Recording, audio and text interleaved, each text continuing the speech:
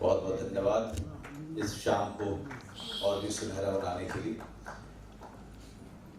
और जितने भी हमारे विशिष्ट गणमान्य लोग मंच पे बैठे हुए हैं उन सबको नमस्कार। मैं सुदर्शना जी को एक साहित्यकार के रूप में कम और सुपर्ण की माँ और एक फेलो क्रिया योगी के रूप में ज़्यादा जानता हूँ, क्योंकि क्रिया योग में कुछ साल पहले मेरा परिवार दीक्षित हुए। उसके बाद सुपर्ण के घर पे थे तो आंटी ने बताया कि वो भी क्रिया योगी हैं और हम लोग अध्यात्म में बहुत रुचि रखते हैं और उसकी प्रैक्टिस भी करते हैं। तो अचानक से सुदर्शना जी का जब भी साथ मिलता है तो मैं ज़्यादातर अध्यात्म की बातें करता हूँ और क्रिया योग की और ध्यान की, क्योंकि जीवन के कई साल भाग दौड़ और एक खास तरीके की दौड़ धक्का मुक्की में ही गुजर गया। एक लक्ष्य को लेकर के जब गांव से निकले थे उसी का पीछा कर रहे थे और कुछ सूझ नहीं रहा था उसके अलावा। और जब से दीक्षित हुए क्रिया योग में उसने एक ठहराव दिया, अंदर के जितने भी क्रोध थे उनको शांत किया और उसको एक नई दिशा दी। और जब भी मैं सुदर्शना जी के साथ होता हूँ तो बातचीत करके कुछ और भी जो उसके पक्ष है अध्यात्म के क्रिया योग के, उसके बारे में जानने की कोशिश करता हूँ। आज मंच पे बैठा हुआ मैं बहुत ही छोटा महसूस कर रहा था, क्योंकि अभी सूत्री साहब कौन नहीं जानता इनको, अगर जिनको साहित्य में रुचि रही। और भी बहुत सारे हमारे जो अग्रज बैठे हुए हैं, सबको कहीं ना कहीं पढ़ा है। और धर्म युग तो मेरे जीवन के 30 साल की उम्र तक हमारे जीवन का हिस्सा रहा। और भी कई सारी पत्रिकाएं थी जिनको हम एक रंगकर्मी के तौर पे हमेशा पढ़ते थे। तो मैं ज्यादा कुछ नहीं कहूँगा क्योंकि मैं अभिनेता हूँ और मुझे पढ़ करके उसको आवाज देना अच्छा लगता है और वो मेरा अपना अनुशासन है। हम लोगों को बोलना उतना अच्छा नहीं लगता ना हम उसमें अच्छे हैं। हमें भीगे बालों की खुशबू उससे मस्त किए जा रही थी। क्या चीज है शादी भी, अपना आप भी सब नया लगने लगता है। हर रंग हर खुशबू जैसे और चटक और दिलकश हो गई हो और फिजाओं में जैसे हर वक्त संगीत तैर रहा हो। आज तो वैसे भी बहुत खुश थी क्योंकि जय आज उसे टाउन लेके जाने वाला था। यहाँ आकर ही उसे टाउन और सबब का पता चला, वरना हापुड़ में रहते हुए तो ये जादू नगरी सिर्फ मुंबई ही थी जिसके बारे में उसने उपन्यास या कहानियों में पढ़ रखा था, टीवी की तस्वीरों में देखा था या फिर अपनी मौसेरी बहन के मुंह से सुना था। मीनाक्षी उर्फ मीना दीदी शादी के बाद कई साल मुंबई में रही थी और इसके बारे में बहुत कुछ बताया था। यहाँ की लोकल ट्रेन, बसों की भीड़ भाड़, कॉस्मोपॉलिटन नागरिक, बारिश के किस्से और यहाँ के लैंडमार्क। पर अब रीना खुद ये सब देखने को बेताब हो रही थी। जय की सारी छुट्टियां शादी के समय ही खत्म हो गई थी। आने के बाद से जो थोड़ा बहुत वक्त उन्हें शाम को मिलता था उसमें अपनी नई गृहस्थी के लिए छोटे मोटे सामान खरीदने में लग जाता था। इसलिए अब तक रीना ने बोरीवली का स्टेशन जहां वो उतरे थे और मलाड का मार्केट भर देखा था। आज जय उसे असली मुंबई की सैर कराने वाला था, सीधे चौपाटी ले जाकर। रीना जैसे सोते से जागी, इतनी देर बाथरूम में लगा देगी तो चौपाटी का सूर्यास्त क्या खाक देख पाएगी। शावर बंद कर वो जल्दी जल्दी बाल सुखाई रही थी कि जय ने दरवाजा पीट दिया। निकल आओ जलपरी, आधे घंटे से वही घुसी हो, चलना नहीं है। जल्दी जल्दी बाल सुखाकर उसने गुलाबी सूट पहना, हल्का मेकअप किया और जय के सामने आई। ठीक लग रही हूँ? ठीक। जय के चेहरे पर नए प्यार की खुमारी चढ़ने लगी। उसे बाहों में कसते हुए हल्के से फुसफुसाया, गजब लग रही हो। आज नहीं चले तो? छिटक कर दूर होते हुए रीना ने कहा, हरगिज नहीं, आप तो बस। जय हंसने लगा। चलो चलो, मैं तो बस पूछ रहा था, आओ चाय पी लो, फिर निकलते हैं। आदाब। जैसा मनोज जी ने कहा कि हमारा जो काम है हम बस उतना ही करना जानते हैं, अभिनेता है। यहाँ इतने विद्वान बैठे हैं, सबको बहुत बहुत प्रणाम। मैं जानता हूँ कि मुझसे बहुत गलतियाँ होंगी, तो पहले ही मैं माफ़ी मांग लेता हूँ। ये बड़ी अजीब सी बात है जो मैं अभी जिक्र करूँगा इसका, कि मैं सुदर्शना जी से पहले कभी नहीं मिला। मैं भानु बब्बल निशा भी यहाँ आए थे, उनकी शादी में एक बार औपचारिक रूप से मिला था, मुझे रेखा जी ने उनसे मिलवाया था। लेकिन ये भी सच है कि मैं इनके बारे में बहुत कुछ जानता हूँ, क्योंकि मैं जब भी इनसे मिलता मुझे हमेशा इनके बारे में बताया जाता कि सुदर्शना जी ऐसी हैं। कई बार तो ऐसा भी हुआ कि कभी डिनर का प्रोग्राम बना, कभी कुछ खाने का, कहीं जाने का प्रोग्राम बना, तो नहीं आज नहीं जा पाएंगे, आज हमारी मीटिंग जो है हम सुदर्शना जी से मिलने वाले हैं। तो इस तरह से मैं उनसे कुछ पसंद जानना, उनके बारे में जानना, बस मेरे मन में था कि मैं कैसे उनसे मिलूं। एक मैनिफेस्टेशन होता है, सीक्रेट होता है जो आप पढ़ते हैं, आप सोचते हैं कि ऐसा हो जाए। तो आज मुझे अरविंद बब्बल जी और रेखा बब्बल जी की वजह से वो मौका मिला है कि मैं इनसे आशीर्वाद लूं। और मैं बहुत ज़्यादा कुछ नहीं कहूँगा कि एक बात कि हम अपने आप को बहुत कुछ समझते हैं। जैसे एक प्रसंग इनके बारे में मुझे एक याद आता है जो मुझे बताया था, शायद मैं थोड़ा सा भूल भी गया हूँ, थोड़ा सा मैं बताऊँगा उस बारे में। कि 84 लाख योनियाँ लेने के बाद ही एक मनुष्य का जन्म होता है, ऐसे हमारे ग्रंथों में, हमारे उसमें लिखा हुआ है। तो हम जो अपने आप को, जो पुरुष समाज जो कहा जाता है हमारा भारत, तो बहुत कुछ समझता है। तो लेकिन यहाँ सुदर्शना जी के विचार बिल्कुल भिन्न हैं। वो कहती हैं कि जहाँ 84 लाख योनियों के बाद किसी मनुष्य का, कि एक आत्मा को एक जिस्म मिलता है, एक शरीर मिलता है, तो उसके बाद वो जो कर रहा है ठीक है, कोई बात नहीं। यानी वो सबको एक ही नज़र से देखती हैं, वो सबको, किसी को छोटा या बड़ा नहीं मानती हैं। एक ये बात, और एक और बात जो बस बोलकर मैं आपसे इजाज़त लूँगा, कि वो किसी के लिए भी कुछ भी करने के लिए तत्पर है। 1 मिनट के अंदर आप बोलिए और वो काम हो जाएगा। वो चाहती हैं कि बस सबको सहयोग दें, सबका साथ दें।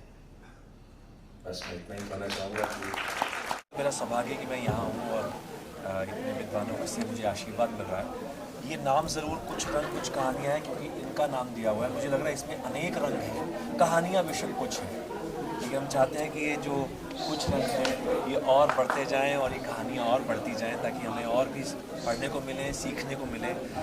जितना मैंने अंश भी सुने, मैं अभी तक पढ़ नहीं पाया हूँ। मैं जाते ही जो अंश सुने हैं वो भी पढ़ूँगा और आगे भी पढ़ूँगा। आप कितना पसंद करते हो बुक पढ़ना? बहुत ज़्यादा।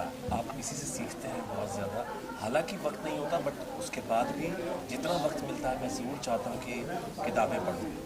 तो आपने मैम की बुक कोई पढ़ी है आपने? कोई नहीं, ये पहली है इनकी। जी जी। अब मैं चाहता हूँ कि और लिखें, तो मैं और बहुत ज़्यादा पढूं। जी ज़रूर। मैम आप क्या कहेंगे मैम, किस तरह से करना है? सबसे पहले मुबारक हो आपको। कुछ रंग कुछ कहानियाँ जी, क्या कहना चाहेंगे, किस तरह की इसमें क्या क्या है? देखिए क्या है, जिंदगी के रंग है। जिंदगी बहुत रंगीन है, मैं उसे काली नहीं मानती। दुख होता है, परेशानियाँ होती हैं, लेकिन बहुत कुछ अच्छा भी होता है। और हमारी सबसे बड़ी जो हमें गिफ्ट मिला हुआ है, जो हमें उपहार मिला हुआ है, वो हमारा जीवन है। बिल्कुल। और जब तक जी रहे हैं तब तक उसे जीना चाहिए, खुशी से जीना चाहिए और उसके विविध रंगों का मज़ा लेना चाहिए। इन कहानियों में ज़िंदगी के रंगों को आपके सामने लाने की कोशिश की गई है। गिरते हैं फिर भी खड़े हो जाते हैं, परेशान होते हैं फिर भी खड़े हो जाते हैं, सावधान हो सकते हैं। तो जो रंग ज़िंदगी में जगह जगह देखे हैं या कहीं कुछ सुना है, कोई न्यूज़ का होती है, किसी का कहा हुआ कोई वाक्य होता है, उससे दिमाग में कुछ आता है, चलता रहता है और फिर एक कहानी बन जाती है। जब बन जाती है तो लिख ली जाती है, जब लिख ली जाती है छप भी जाती है, किताब भी बन जाती है। अच्छा, ये खुद एक कहानी है ना। कितनी कहानियाँ हैं इस? 12 कहानियाँ। जी। विषय, सबकी विषय अलग अलग है या फिर एक नहीं, सब अलग अलग है, इसीलिए कुछ रंग है। जी जी। रंग अलग इसीलिए है कि हर रंग की कहानी है। और मतलब महानगर भी है, कस्बा भी है और शहर भी है, तीनों चीज़ें हैं जहाँ से हम सब गुजरते हुए आए, यहाँ पे पहुँचे हैं। हम लोग सब पहले छोटे शहरों में रहते थे, फिर बड़े शहरों में रहने लगे, अब महानगर में रहते हैं। तो अब 52 साल से तो यही मेरा शहर है और यही मेरा घर है। लेकिन मैं हूँ उत्तर प्रदेश की, मेरठ में पैदा हुई हूँ और बरेली में प्रोफेसर थी, तो वहाँ से यहाँ आई हूँ। तो ज़िंदगी के जो रंग आप देखते हैं उनमें से कहीं एक सेंटेंस, कोई एक वाक्य, कोई एक व्यक्ति, कोई एक चीज़ आपके दिमाग में रह जाती है और फिर जब आपका मन में प्रक्रिया आती है लिखने की तो आप लिखने लगते हैं और वो कहानी बन जाती है। मैडम क्या क्या पर्पस है इन कहानियों को लोगों के सामने पेश करने का, क्या मकसद रखती हैं आप? देखिए, कथा का एक ही मकसद होता है, मनोरंजन। मनोरंजन माने आपका मन रंजित होना चाहिए, मन को अच्छी लगनी चाहिए। कथा में कथा तत्व होना बहुत आवश्यक है। अगर पढ़ के आपको मज़ा नहीं आ रहा, आप मेरी कहानी पढ़ के बोर हो रहे हैं, तो मैंने कहानी चली नहीं है, क्योंकि उसे पढ़ने लायक नहीं। अगर आपको पढ़ के अच्छा लग रहा है और आप उसे आगे पढ़ना चाहते हैं, आपने कुछ टुकड़े सुन लिए, अगर सुन के आपके मन में इच्छा जागी कि मैं पढ़ूँ, तो वो कहानी सार्थक है। और अगर नहीं जागी तो वो नहीं। तो मेरा ये मानना है कि सबसे पहले कथा तत्व होना चाहिए, फिर उसके अंदर कुछ कोई सद संदेश या कोई कारण लिखने का होना चाहिए। अकारण कहानियाँ मैं नहीं। तो बात कुछ जी, सॉरी बोलो था। कुछ होते हैं लोग जो एक टुकड़े को उठा के टुकड़ा लिख देते हैं, लेकिन उसमें मेरा विश्वास नहीं है। जो कथा तत्व जिसमें नहीं है वो मुझसे कहानी है। बिल्कुल। बात करें फ्रंट पेज की, तो फ्रंट पेज की जो पेंटिंग बाबा नॉट ने नेसेसरीली फ्रंट पेज, वो कहीं की भी न्यूज़ हो सकती है। जैसे इसमें एक कहानी है, आप पढ़ें उसको, पहेली। एक हॉस्पिटल में भी मेरी माँ एडमिट थी और वहाँ पर बाजू में एक लड़की एडमिट थी, यंग लड़की थी, 20-22 साल की। और डॉक्टर ने बताया, उसकी मामी उसके पास थी, लड़की तकलीफ में थी, उसके पैर में ट्रैक्शन था और काफ़ी चोट लगी थी। मामी ने बताया कि इसकी रीढ़ की हड्डी टूट गई है, जब कभी चल नहीं पाई, और कि ये फ़ोन मांगे तो मत लीजिएगा। तो मैंने कहा क्यों? बोली गुंडे के चक्कर में। इससे पूरी कहानी मेरे मन में पकती रही। ये बात है 2003 की और कहानी लिखी गई 2010 में। After 7 years। तो और कुछ एक्चुअली सूर्यबाला जी ने एक सवाल किया था अभी कि कहानी लिख के कोई फाड़ कैसे सकता है। कहानी लिख के फाड़ता है आदमी बहुत मजबूरी में। कहानी में हम लोग कथाकार को ढूंढने लगते हैं। आप प्रेम की कहानियाँ लिखिए तो वो सोचेंगे आप अपने प्रेम की कहानियाँ लिख रहे हैं। आप पति की दुष्टता की कहानी लिखिए तो सोचेंगे आपका पति दुष्ट है। आप बेटे की बेरुखी की कहानी लिखिए तो सोचेंगे आपका बेटा। इसमें एक और कहानी है रंग बेरंग। वो कहानी बहुत पहले वनिता में छपी थी और उसको पढ़कर हमारे एक पत्रकार मित्र ने पूछा कि क्या सुदर्शना जी के बेटे की शादी हो गई है। मेरा बेटा उस समय BA में पढ़ता था और मेरे बेटे और बहू दोनों बहुत अच्छे हैं, मैं उन्हीं के साथ रहती हूँ। तो लेकिन कहानी में कथाकार को जो ढूंढने का हमारे यहाँ रिवाज है, उसकी वजह से जब मेरा बहुत स्टडी का पीरियड चल रहा था, वो कहानियाँ मेरी नितांत निजी थी, लिखी, फाड़ी, वो न छपी न छपी। मैडम आज के सोशल मीडिया के दौर में युवा पीढ़ी की रुचि कहीं ना कहीं साहित्य से कम होती जा रही है, लिखने पढ़ने पर बहुत कम होती जा रही है। आपको चिंता है इस बात को लेकर? मुझे ऐसा नहीं लगता। यहाँ जो बैठे हुए हैं मुझे काफ़ी सारे युवा नज़र आ रहे हैं। मेरे दोस्त हर उम्र के हैं। मेरे दोस्तों में आबिद सूर्ती 88 साल के से लेके 23 साल की लड़की भी है जो यहाँ आई है अभी। तो मैं दोस्ती के लिए कोई उम्र नहीं होती, साहित्य के लिए भी कोई उम्र नहीं होती। आपको शौक होना चाहिए। अगर आप पढ़ना चाहते हैं तो क्यों नहीं। मुझे तो नई पीढ़ी से बहुत आशाएं हैं, वो लिख भी अच्छा रहे, पढ़ भी अच्छा रहे, उनकी रुचियों के लायक लिखिए। आप उन्हें हर समय अगर प्रवचन देना चाहेंगे तो वो नहीं पढ़ेंगे। प्रवचन कौन पढ़ना चाहता है? आप भी नहीं सुनना चाहते थे। आप याद कीजिए, you are also once young, think about that. आप उन्हें अश्लील साहित्य मत परोसिए, लेकिन अच्छा साहित्य ऐसा दीजिए जिसको पढ़ के उन्हें मजा आए, तो क्यों नहीं पढ़ेंगे।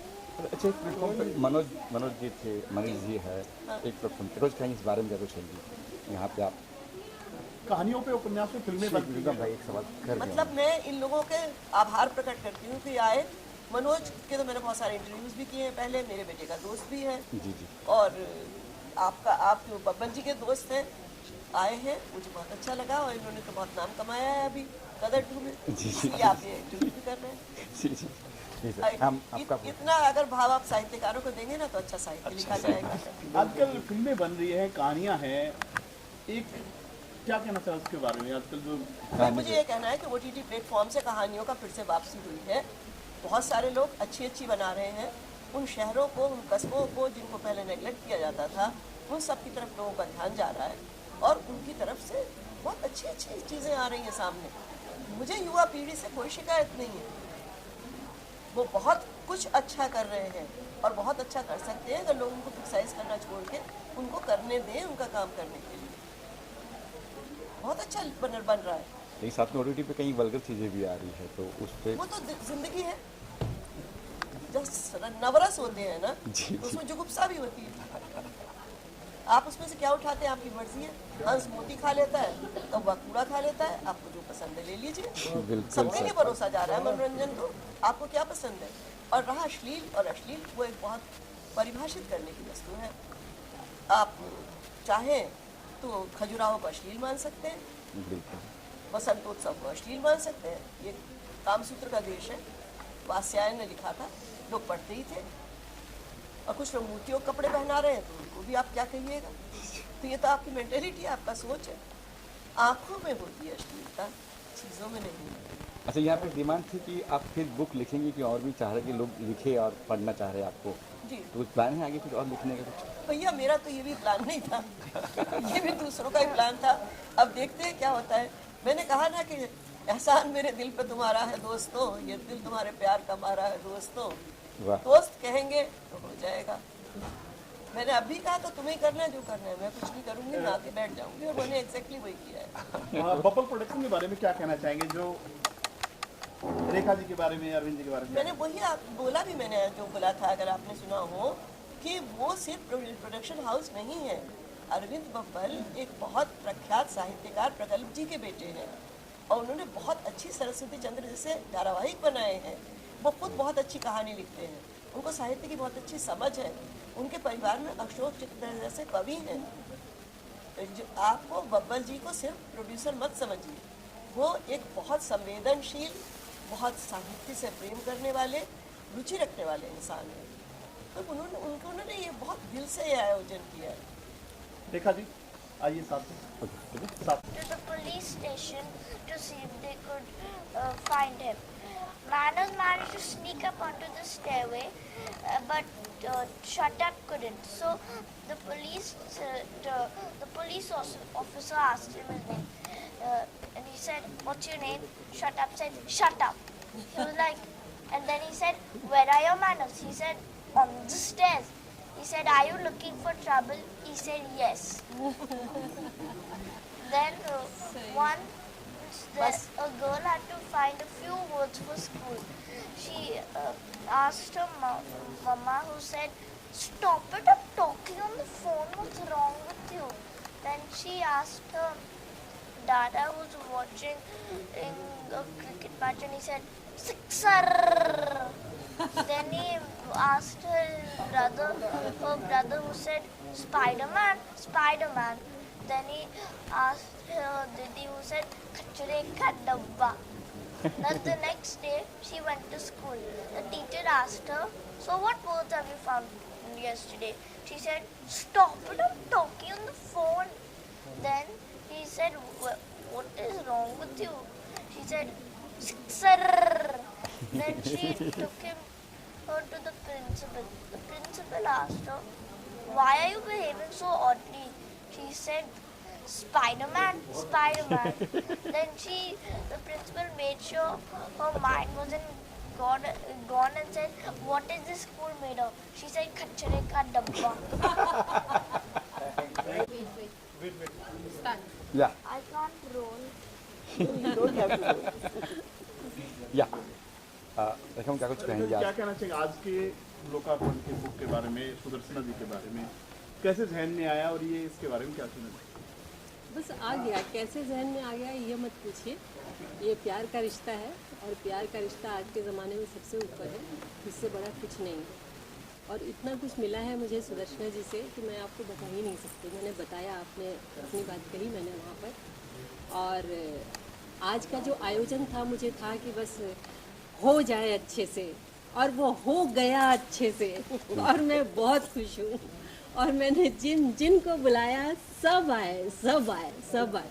मतलब मेरी भी आंखें भर आई बीच में 2-3 बार। मतलब जिनको मैंने बुलाया वो सब आए और आयोजन हमारा बहुत सफल रहा, बहुत अच्छा रहा। और ये मेरे लिए सौभाग्य की बात है कि सुदर्शना जी की किताब का इतना अच्छा आयोजन हुआ और ऐसे आयोजन करने का सौभाग्य मिलता रहे बार बार। आपके शोज फिल्में जो हैं बिल्कुल लीड से हटके होते हैं, हर चीज़ मतलब कहीं ना कहीं संस्कृति से जुड़े रहते हैं हर शो। मेरे क्या- ना जी हाँ, चाहे संस्कृति से जुड़े तो रहना ही चाहिए ना। अरविंद बब्बल साहब डायरेक्टर थे, आप जानते हैं, और उन्होंने प्रोडक्शन हाउस खोला ही इसलिए कि वो अपने मन का काम कर सके। क्योंकि दूसरों के लिए काम करते हुए 10 एपिसोड के बाद कहा जाता था ऐसे कर लो, ऐसे कर लो, ऐसे कर लो, समेट लो, घास काट लो। तो इसीलिए उन्होंने अपना प्रोडक्शन हाउस खोला और जितना भी काम किया मन का काम किया, जो वो चाहते थे वो किया। तो बस इस तरह की कहानियाँ, उपन्यास कितना सहारा देती है एक प्रोड्यूसर को फिल्म बनाने में। कहानियाँ ही तो है, कहानी नहीं होगी तो आप क्या बनाओगे। आजकल का जो चल रहा है उसको देखते हुए बात। आजकल छोड़िए ना, किसी भी युग में कहानी के बिना क्या कर लोगे आप। कहते हैं कि स्क्रिप्ट आपके पास है, कहानी आपके पास है, तो 50% काम तो वैसे ही हो जाता है, 50% हम उसको एग्जीक्यूट करने में करते हैं। तो इतनी सुंदर सुंदर कहानियाँ इस कुछ रंग कुछ कहानियों में कि मैं कहूँगी कि आप लोग भी अमेज़ोन से ऑर्डर कीजिए, पढ़िए, और आप भी कहानियों से जुड़े हुए हैं तो इन कहानियों से जुड़िए आप लोग। रनिंग प्रोजेक्ट क्या है आप बताना चाहेंगे अभी आपके? अभी प्रोजेक्ट की बात मत कीजिए, वो बाद में करेंगे। अभी हम कुछ रंग कुछ कहानियाँ की बात कर रहे हैं। और कुछ कहना चाहेंगे? और क्या कहूँ, बहुत सारा प्यार जैसे मिलता रहा है इनका, वैसे हमेशा मिलता रहे, ईश्वर करे।